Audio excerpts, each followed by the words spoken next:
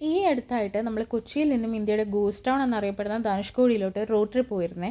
ഒരൊറ്റ രാത്രി കൊണ്ട് തകർന്നില്ലാതായ ധനുഷ്കോടിയുടെ കഥ ഏകദേശം എല്ലാവർക്കും അറിയായിരിക്കും അല്ലേ. അതിന് ഹിസ്റ്ററി ഒന്നും അങ്ങനെ പറയുന്നില്ല. അപ്പോൾ എന്തായാലും പോകുന്ന വഴിക്കുള്ള മെയിൻ ടൂറിസ്റ്റ് അട്രാക്ഷനാണ് കേട്ടോ ഈ പാമ്പൻ ബ്രിഡ്ജ്. നമ്മുടെ മെയിൻലാൻഡ് ഇന്ത്യയും അതേപോലെ രാമേശ്വർ സ്ഥിതി ചെയ്യുന്ന പാമ്പൻ ഐലൻഡിനെ നമ്മൾ ബന്ധിപ്പിക്കുന്ന ഒരേ ഒരു റെയിൽവേ ബ്രിഡ്ജാണ് കേട്ടോ ഈ പാമ്പൻ ബ്രിഡ്ജ് എന്ന് പറയുന്നത്. അപ്പോൾ എന്തായാലും നമ്മൾ ഈ ട്രിപ്പ് പോയിരിക്കുന്നത് നമ്മുടെ ജനത്രി ബൂസക്കുട്ടൻ്റെ കൂടെയാണ് കേട്ടോ.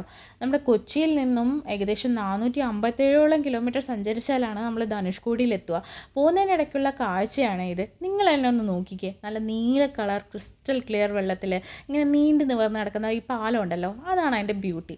അപ്പോൾ എന്തായാലും ഇതിന് ഓപ്പോസിറ്റും ഇതേപോലെ നീല കളറിൽ നീണ്ടു നിവർന്ന് നടക്കുന്ന കടലും അതേപോലെ അതിൽ വാരി വിതറിയ മുത്തുപോലെ അങ്ങിങ്ങായിട്ട് നിലയുറപ്പിച്ചിരിക്കുന്ന മീൻ പിടിക്കാനുള്ള ബോട്ടുകൾ നിങ്ങൾക്ക് കാണാം.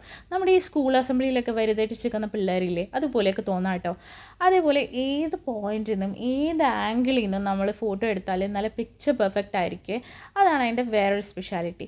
പക്ഷേ ഈ പാലത്തിൽ ഒരുപാട് നേരം നമുക്കങ്ങനെ സ്പെൻഡ് ചെയ്യാൻ പറ്റില്ല. കാരണം എവിടെ നോക്കിയാലും നോ പാർക്കിംഗ് ബോർഡ്സും അതേപോലെ പെട്രോളിങ്ങിന് വരുന്ന പോലീസും ഒക്കെ ഉണ്ടാവും കേട്ടോ. അതുകൊണ്ട് തന്നെ നമ്മൾ മനസ്സോടുകൂടിയാണ് ഈ പാലം ക്രോസ് ചെയ്യുന്നത്. പോകുന്നതിന് മുന്നേ പാലം ഒന്ന് തിരിഞ്ഞൊക്കെ നോക്കിയിട്ടാണ് കേട്ടോ നമ്മൾ പോയത്. അപ്പോൾ എന്തായാലും ഇതോടുകൂടെ നമ്മൾ പാമ്പൻ ഐലൻഡിലോട്ട് അങ്ങോട്ട് എൻട്രി ചെയ്യുവാണ്. ഐലൻഡിൽ എൻട്രി ചെയ്ത് കഴിഞ്ഞാൽ നിങ്ങൾക്ക് ഒരുപാട് കാര്യങ്ങൾ കാണാനുണ്ടാവും.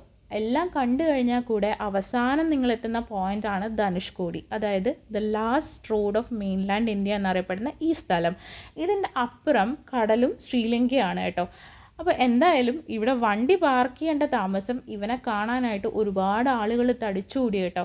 അപ്പം ആളുകളെന്ന് പറയുമ്പോൾ അതിനങ്ങനെ പ്രായഭേദമൊന്നുമില്ല. ചെറിയ പിള്ളേർ മുതൽ വലിയ അപ്പൂപ്പന്മാർ വരെ ഉണ്ടായിരുന്നു കേട്ടോ അതിൻ്റെ ഫാൻ ലിസ്റ്റിൽ.